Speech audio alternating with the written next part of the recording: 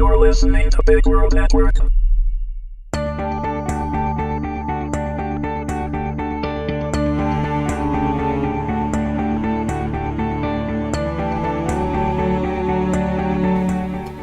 Accidental Passion, Seduction. Episode 1, Red Eye Revisited. Read by Megan Hedin. Warning. Although there is no material subject matter within that couldn't be found in any general bookstore with no age constraint, this series is rated 18 and contains adult situations and content. It is intended for mature audiences only and should not be read if you are uncomfortable with graphic sexual intimacy. Piper hated to fly. Even the reassuring presence of her brother, asleep in the seat beside her, did little to assuage her low-level, though constant anxiety. As the cabin lights dimmed, she tried to focus on mental exercises to take her mind off the fact that she was 32,000 feet away from the safety of solid ground. Piper and her little brother Sam were on a red-eye flight from Key West to Detroit after a short vacation celebrating his college graduation. He had obtained a long-term internship with an investment company in Detroit and, as they were the only members of their small family, she felt it necessary to ensure he was properly situated in his new place, even if it was only for the next 6 months.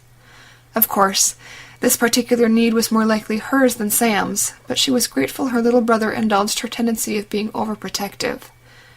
Piper tried not to dwell too long on this. Their parents had been gone since Sam was in high school, leaving their 2 children alone without any extended family. Piper had been a junior in college at the time, working toward her goal of becoming a doctor. Had it not been for the considerable inheritance her parents left them, Sam would likely have been placed with some random family to grieve through his teenage years alone.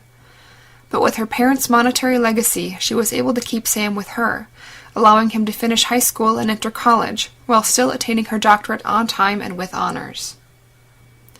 Now it was Sam's turn to go out into the world and make something of himself. Piper found it bittersweet. She was so proud of her brother, but would miss the mutual support they had in each other when she returned to their home in Minneapolis. No, scratch that. It's only my home now. She sighed deeply, finding herself getting more and more melancholy as her thoughts kept wandering. She was happy with her life and her job as an ER doctor, but with Sam soon to be almost a world away, what would she do with herself? She felt adrift and confused, knowing that she would no longer have the responsibility of looking after her little brother. Unable to find the relaxation she needed, Piper began to perform small stretches to try and release the tension in her body. She flexed her wrist, back and forth, then moved to shrug her shoulders, up, down, up, down.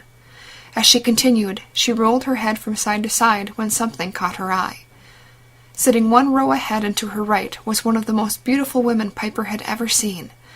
Finally having something else to focus on, she couldn't help detailing and comparing everything about this exquisite creature. Piper did not have the stylish, cropped blonde hair of this woman, and self-consciously ran her fingers through her own reddish-brown waves in a failed attempt to tame them. Her eyes were hazel and hidden behind a set of frames instead of shining like a bright blue beacon. And to top it off, this woman had the body of a Greek goddess, svelte and trim but with curves to turn any man's head, and legs that went on for miles. The small blanket covering the woman as she now slept didn't hide much, and Piper felt more than inadequate as she sat in her seat, unhappy with her petite, athletic frame. Admiring this stranger brought more than just feelings of inadequacy. Piper felt her cheeks flush as she realized that she was jealous of this woman. Never in her life had she been blessed with the physical countenance to turn men's heads or demand attention. Not that she had been too concerned about anything like that with her brother to look after, but contemplating her future stirred in her a desire for some other connection, a deeply repressed need to be touched by another human being. Caught in her reverie, it was all Piper could do not to cry out in fear as the plane suddenly bucked and rattled with turbulence. She found herself gripping the armrest with white knuckles and clenched her teeth. But when no further instability was forthcoming, Piper willed herself to calm down, though she stole a few glances around the darkened cabin to see if any other passengers were as frightened as she was. Seeing that she was alone in her terror, she sheepishly settled back into her chair and rearranged the blanket she had gotten from the flight attendant over her legs. With her chair in recline, Piper returned to her perusal of the beautiful woman in front of her. The woman's blanket had shifted slightly in the turbulence, but she remained asleep. Or so Piper thought. Piper squinted in the dimness of the cabin, trying to make sense of what her eyes were seeing. Was the blanket that covered the beautiful woman moving?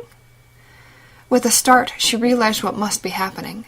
The man sitting next to the blonde woman was also covered by a blanket, and there was no question that the movement was originating from him, despite being centered over the woman's lap. He was touching her, Piper was certain. Unable to tear her eyes away from the couple, she continued to watch, transfixed as the shape of the man's hand slowly worked his way up the woman's leg under the blanket. She couldn't explain to herself why she continued to watch. Even though she was shocked at witnessing such an intimate act, she felt drawn to it, intrigued by the emotions that started building up within her. The woman couldn't possibly be asleep. As the man's hand began working underneath the blanket, Piper watched as the woman fought to control herself.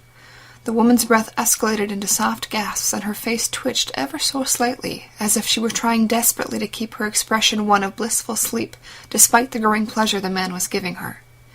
Piper felt her own unique tension rise in herself. Shock, frustration, desire, need.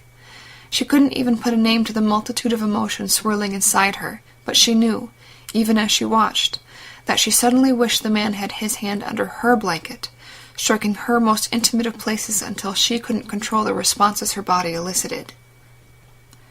With a sudden, barely stifled cry, the woman reached her peak and slowly fell as the waves of pleasure washed over her. Piper watched as the man withdrew his hand from under the woman's blanket, and she settled herself before promptly going to sleep. With the episode over, Piper fidgeted in her own seat, wishing she could find a way to release the tension built up inside of her. Frustrated, she crazily considered getting up and walking over to the man. "Excuse me, sir. I couldn't help but notice you gave that beautiful woman an amazing orgasm. Could I borrow that hand of yours?" Piper barely stifled a snort of disgust at her own lunacy, still on edge with her own unfulfilled arousal. She could very well imagine the outcome of that conversation, and remained firmly, though uncomfortably planted, in her own seat. With yet another sigh, Piper sat amidst the slumbering passengers of the plane and tried to find any distraction to get her mind off of the fact that she was highly aroused and yet still sat next to her little brother. Thankfully, he had remained sleeping throughout her entire episode of voyeurism. All Piper needed to do now was get her brother established and then get back home. With the weight of her need pulsing between her thighs, the sudden bereavement of her little brother couldn't come too soon. She had neglected to pack her vibrator and knew that this need for release would be unmet until she could get safely back to the privacy of her own bedroom.